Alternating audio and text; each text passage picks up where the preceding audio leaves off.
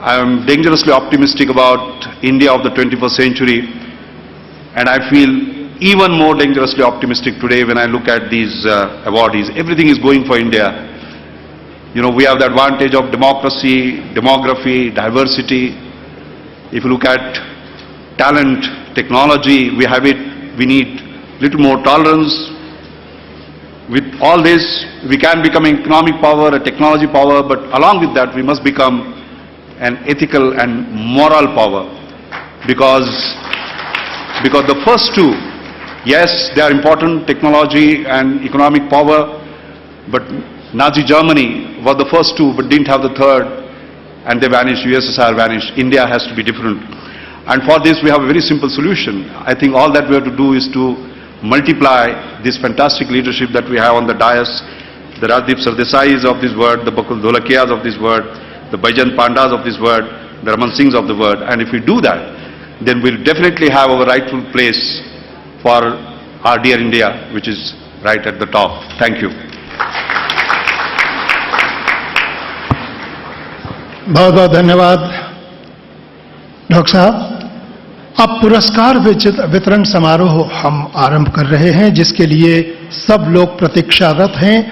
आज के वो 4 विशेष अतिथि जिनको पुरस्कृत किया जा रहा है अलग अलग क्षेत्र के लिए, आप देखेंगे कि यहां सब लोग अपने अपने आसन पर विराजमान जरूर हैं, लेकिन 3 कुर्सियां अलग से अब आगे लगाई जा रही हैं और उन 3 कुर्सियों पर कौन विराजमान होंगे उनकी घोषणा मैं करूंगा।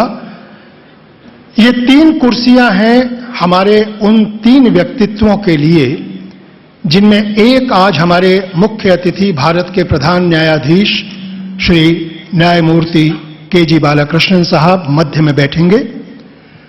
एक तरफ टी.एन. शेषन साहब बैठेंगे जो इस पूरे कार्य की देखरेख कर रहे हैं, हमारे मुखिया हैं, और दूसरी तरफ प्राध्यापक डॉक्टर विश्वनाथ कराट साहब बैठेंगे जो इस सारे संस्थान के लिए मार्ग प्रशस्त कर रहे हैं। इन तीनों महानुभावों के यहां बैठने पर एक एक नाम जैसे मैं पुकारूंगा वो पुरस्कार विजेता सामने आएंगे। पहले उनका वीडियो पर आप परिचय प्राप्त करेंगे, उसके बाद मैं नाम घोषित करूंगा। फिर राहुल कराट जी उस पुरस्कार विजेता को लेकर आएंगे और वो अपना पुरस्कार ग्रहण करके वापस अपने स्थान पर चले जाएंगे। मेरी पुरस्कार विजेताओं से एक निवेदन है कि जो साहिबान पुरस्कार पाने के लिए मंच के बाईं ओर भी बैठे हैं, वो कृपया उठकर दाहिनी तरफ से आएं, पुरस्कार ग्रहण करें और बाईं तरफ से फिर अपने स्थान पर चले जाएं। सभी पुरस्कार विजेताओं से मेरी ये विनम्र प्रार्थना है कि मेरे यानी इस मंच के दाहिने कोने से बाईं तरफ जाने का प्रयास करें। सबसे पहले जिस पुरस्कार विजेता का परिचय आपको वीडियो के द्वारा दिया जाने वाला है, पहले आप वो वीडियो देख लें, उसके बाद मैं राहुल कराट जी से कहूंगा कि वो उस पुरस्कार विजेता को आपके समक्ष लेकर आए।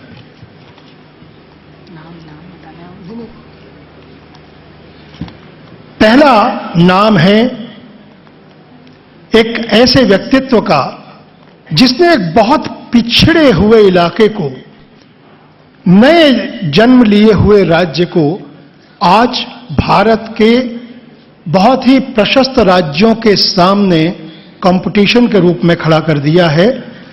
ये एक अजीब इत्तेफाक है कि चूंकि यह पुरस्कार किसी राजनीति से जुड़ा नहीं है, राजनीतिक दल से जुड़ा नहीं है, इसलिए भारतीय जनता पार्टी के मुख्यमंत्री, छत्तीसगढ़ के प्रणेता उनको तैयार है सामना करने के लिए।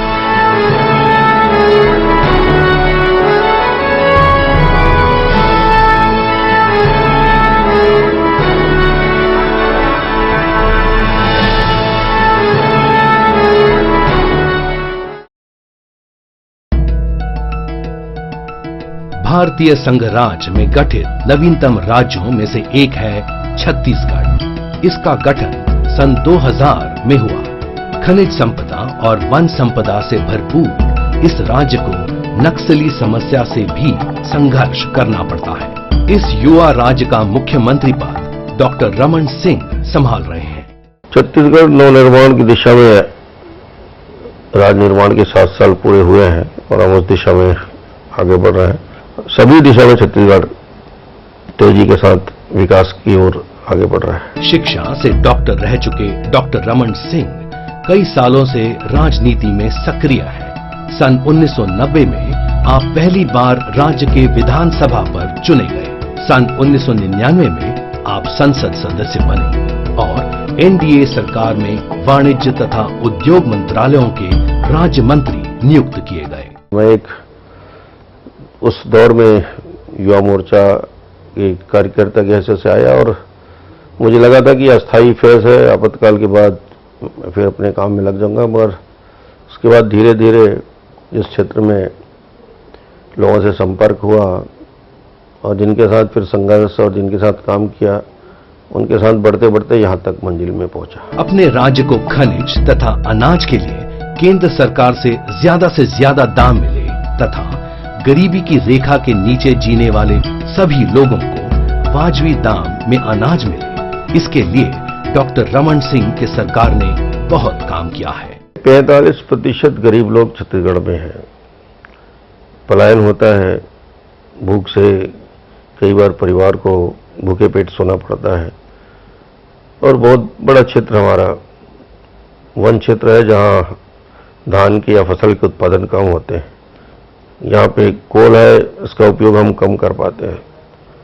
तो मुझे लगता है कि जो स्थानीय जो हमारे पास माइंस है, मिनरल्स है, उसका लोकल वैल्यू एडिशन जब तक नहीं होगा और सही रॉयल्टी ही नहीं मिलेगी, इसलिए छत्तीसगढ़ का पैसा यही लगे, मूल उद्देश्य यही है। जनवरी 2008 से छत्तीसगढ़ राज्य की गरीब जनता को 3 रुपए प्रति किलो की दर से चावल मिलना शुरू हुआ है। यह डॉक्टर रमन सिंह द्वारा किए गए प्रयासों की खास उपलब्धि है। अब लगता है कि ये 34 लाख परिवारों को जो चावल वितरण का काम है, उन गरीबों के लिए और छत्तीसगढ़ के बस्तर से सरगुजा तक फैले हुए वन क्षेत्र और मैदान में भी रहने वाले लोगों के लिए एक वरदान साबित होगा। डॉक्टर रमन सिंह ने सार्वजनिक जीवन में स्वर्गीय जयप्रकाश नारायण जी से प्रेरणा लेकर प्रवेश किया। 40% गरीबी से जूझ रहे छत्तीसगढ़ राज्य की कमान संभालते हुए डॉक्टर रमन सिंह ने सौंपी गई जिम्मेदारी को बखूबी निभाया है। मुझे लगता है कि कहीं न कहीं जो जवाबदारी संगठन ने मुझे दी, उस संगठन की जवाबदारी को मैंने पूरा किया और अभी भी मुझे लगता है कल जो भी जवाबदारी मुझे मिलेगी संगठन में या सरकार में, तो मैं पूरी तौर से तैयार रहता हूं। जिम्मेदारी का काम करने वाले सार्वजनिक जीवन के प्रत्येक व्यक्ति की तरह आपको भी इस बात का खेद है कि आप निजी जीवन पर उतना ध्यान नहीं बटा पाते जितना कि होना चाहिए। परिवार की शिकायत या ये हो सकती है और है ही है कि सुबह 10 से लेकर रात को 1 बजे तक और जो समय देना चाहिए उनके साथ न्याय नहीं करते हम लोग, ये बात तो ठीक है।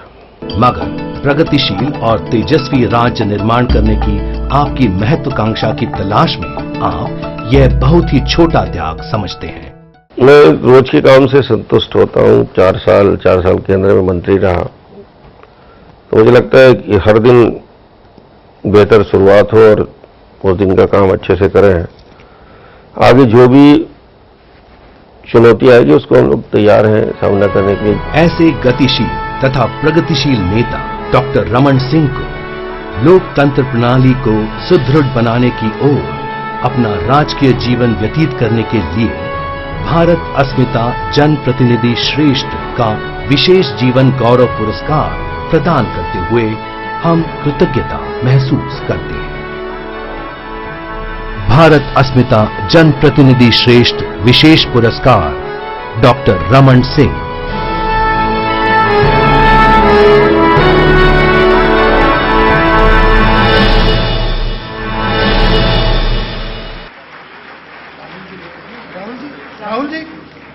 राहुल सर, आप उन्हें लेके आइए। राहुल जी से निवेदन है कि वे डॉक्टर रमन सिंह साहब को पुरस्कार के लिए मंच के सामने लाएं।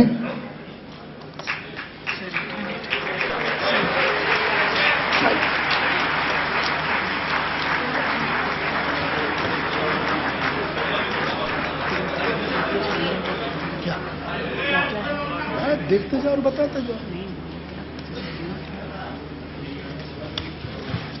पहले शॉल, उसके बाद पुरस्कार की ट्रॉफी,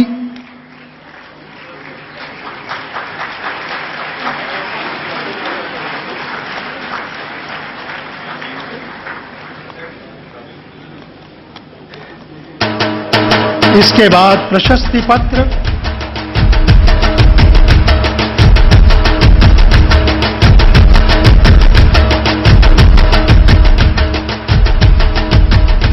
और इसके बाद पुष्प गुच्छ तथा पुरस्कार का check 1,25,000।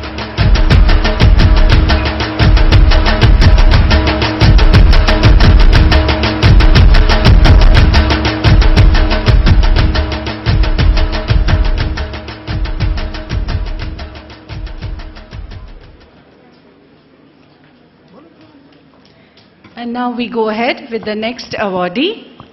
Can we see the introductory CD, please? Dr. Bakul Dholkia.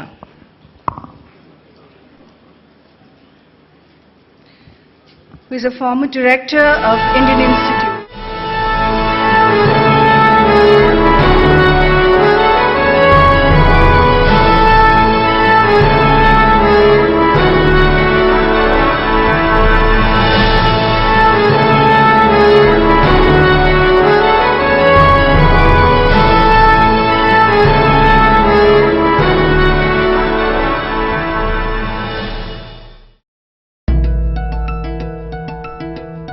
व्यवस्थापन शास्त्र शिक्षा के क्षेत्र में IIM अहमदाबाद का नाम बहुत ही आदर सम्मान से लिया जाता है। इस संस्था को यह दर्जा दिलाने में कई जाने माने शिक्षकों ने योगदान दिया है, जिनमें से एक प्रमुख नाम है डॉक्टर बकुल ढोलकिया। डॉक्टर ढोलकिया IIM अहमदाबाद के निदेशक के पद से हाल ही में अवकाश ग्रहण कर चुके हैं। एक उच्च विद्या विभूषित परिवार में जन्मे डॉक्टर ढोलकिया स्वयं अर्थशास्त्र जैसे जटिल विषय में डॉक्टरेट हासिल कर चुके हैं। बचपन से ही आपका शिक्षा के प्रति लगाव रहा है। Studies did not turn out to be so challenging, and so I used to go far beyond the normal curriculum of the subjects, and therefore used to spend a lot of time in the library looking up books and materials which normally the students of undergraduate classes would never read. It was therefore very satisfying when I continuously kept on topping every exam that I wrote, whether in school or in college. Actually, I started teaching while I was a student, and I taught my classmates, my batchmates. Cricket, वाद विवाद और कविता लिखने पढ़ने में रुचि रखने वाले doctor Dholakia Bharat की शिक्षा पद्धति में खास विश्वास रखते हैं। I take pride in saying that I am a 100% indigenous product. I have studied in India, and I think that for those who have the right frame of mind, the Indian education system can offer quite a bit. लगभग 33 लंबे सालों तक आप IIM Ahmedabad से बतौर अध्यापक तथा निदेशक जुड़े रहे। इसी दौरान आपने अर्थ मंत्रालय, रिजर्व बैंक ऑफ इंडिया तथा कई सरकारी समितियों पर विशेषज्ञ के रूप में काम किया। 1974 में आपकी पहली किताब source of economic growth in India प्रकाशित हुई। तत्पश्चात आपके द्वारा लिखी गई कई किताबें, मोनोग्राफ तथा रिसर्च पेपर्स ने व्यवस्थापन शास्त्र और अर्थशास्त्र के वांग्मय को संपन्न किया है। आपके द्वारा लिखी गई केस स्टडीज शिक्षा क्रमों में शामिल की गई हैं।